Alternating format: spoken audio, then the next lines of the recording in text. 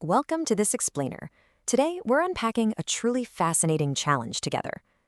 Think about it for a second. How exactly does a nation of over 1 billion people, a nation with an incredibly deep, ancient civilizational heritage, balance all that rich history with the super fast-paced, high-tech demands of the modern global economy? How do you educate a population that absolutely vast without losing who you are, while still totally preparing for who you need to become? Well, the answer lies in a uniquely structured post-independence learning model. So to wrap our heads around this massive undertaking, we're going to break this explainer down into 5 quick sections. First, we've got the education triad. Second, the Oriental stream. Third, the conventional backbone. Fourth, the non-conventional stream. And finally, section 5, a unified educational ecosystem. Let's start with the big picture here, the education triad. In the period right after independence, India's learning programs evolved into 3 simultaneous streams. And that word, simultaneous, is absolutely key here. We have the Oriental, the conventional, and the non-conventional learning programs operating at the exact same time. Each one reflects a completely different philosophy of what knowledge actually is and how it should be taught. As we go through these today, I want you to kind of reflect on your own educational journey. Which of these 3 buckets do your personal learning experiences fall into? Okay, let's dive into this. It is vital, and I mean really vital, to understand that these 3 streams are not historical phases. It's not like one ended and then the next one magically began. Instead, they represent 3 equal slices of a single, massive, present-day educational pie. They coexist. They operate side by side to serve completely different, yet equally essential national needs. Moving on to Section 2, Oriental, Preserving Ancient Heritage. So this first stream is super distinct because it deliberately looks inward and backward, operating with a really deep reverence for the past. But look, it isn't just about archiving dusty old books in a basement somewhere. Not at all.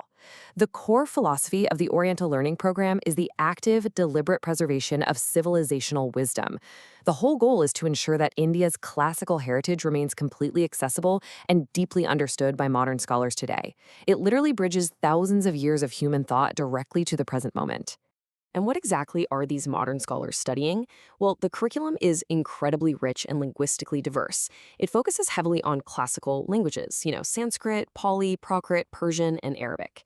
But it goes way beyond just language. This stream is where the rigorous academic study of foundational ancient texts happens. We're talking about the Vedas and Upanishads, which formed the absolute bedrock of early Hindu philosophy, alongside the Shastras and all these complex ancient traditions. It's a vibrant, living continuation of intellectual history. Now, to actually make this happen, you need dedicated infrastructure. This stream relies on real-world institutions functioning right now, today, as the modern guardians of this traditional knowledge. Places like the Rashtriya Sanskrit Sanstan and the Sampurnanand Sanskrit University. These definitely aren't museums. They're active hubs of learning and research that are ensuring the Oriental tradition continues to breathe and grow. All right, Section 3, Conventional, the Academic Backbone. Shifting gears from ancient heritage, we move to a system that most of you are probably intimately familiar with. This is mainstream higher education, the kind you find in standard universities and colleges. It's basically the academic machine, characterized by highly structured curricula, rigorous standardized exams, and the awarding of formal degrees. It's built for a very specific practical purpose, to produce graduates who are totally ready for professional and research careers. The scope here is just vast, covering the standard disciplines that form the absolute bedrock of India's formal academic growth. We're talking about the humanities, sciences, commerce, engineering, medicine, and law. This is the heavy lifting of the educational sector, right? It's training the doctors, the engineers, the lawyers, and the scientists who drive the day-to-day engine of the nation's economy and its scientific advancement. But you simply cannot have this massive academic backbone without some strict governance. Because it's so incredibly focused on standardization and formal degrees, the conventional stream is heavily, heavily regulated. It relies on major governing bodies like the UGC, the University Grants Commission, the AICTE, which is the All India Council for Technical Education, and the Medical Council of India. These bodies enforce the structure, they maintain quality control, and they ensure that a degree means exactly what it's supposed to mean across the entire country. Which brings us to Section 4, Non-Conventional, Democratizing Learning. This is where the pace really picks up, because this stream is entirely forward-looking and basically obsessed with ultimate accessibility. So why did it even emerge? Well, because the conventional system, as huge as it is, simply cannot reach everyone. This stream was created specifically to address the need for flexibility, inclusivity, and lifelong learning. Its philosophy centers heavily on applied knowledge and employability. The target audience here is crucial. We're talking about working professionals who need to upskill, rural learners who are far from physical university campuses, and marginalized groups who might otherwise be totally left behind by the rigid structures of the conventional system. To actually reach all these learners, this stream has to completely break the mold of the traditional four-walled classroom. It leverages some really innovative technology-forward delivery methods. We see widespread use of distance education, the absolute explosion of online courses, massive open online courses, or MOOCs, and highly targeted vocational training. It's all about bringing the classroom directly to the learner, wherever they are and whenever they actually have the time. And all of this is being executed through some massive, truly world-leading initiatives. I'm talking about platforms and programs like IGNO. That's the Indira Gandhi National Open University, which, by the way, happens to be one of the largest universities in the world by active enrollment. Then you have the Skill India Initiative and the Swayam Digital Learning Portal. They are actively democratizing learning across the subcontinent right now.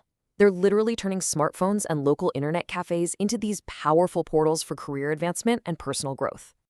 Okay. Let's move to Section 5 and see how this builds into a unified educational ecosystem. And this brilliantly illustrates how it all comes together. When we step back, we see the architecture they create as a whole. Over on the left, the Oriental stream. It's focused on classical heritage, driven by specialized universities with the goal of safeguarding civilizational wisdom. Right in the middle, the conventional stream, focused on structured mainstream disciplines, regulated by bodies like the UGC, aiming to produce career-ready graduates.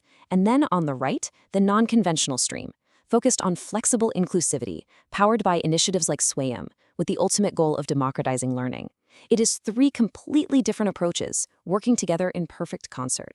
Ultimately, this is why all of this matters. This triad is exactly what allows India's educational evolution to succeed.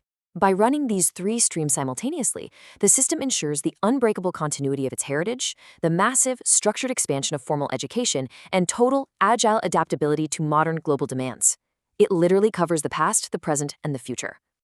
Which brings us to our final thought for today. We've seen how India utilizes this triad to balance its really unique needs. But looking at your own life and the rapidly shifting world around us right now, between the deep roots of tradition, the rigid reliability of structure, and the boundless reach of innovation, which of these streams do you believe will ultimately define the future of global learning? Take that question with you. Thank you so much for joining me on this explainer. Keep learning, and I'll catch you next time.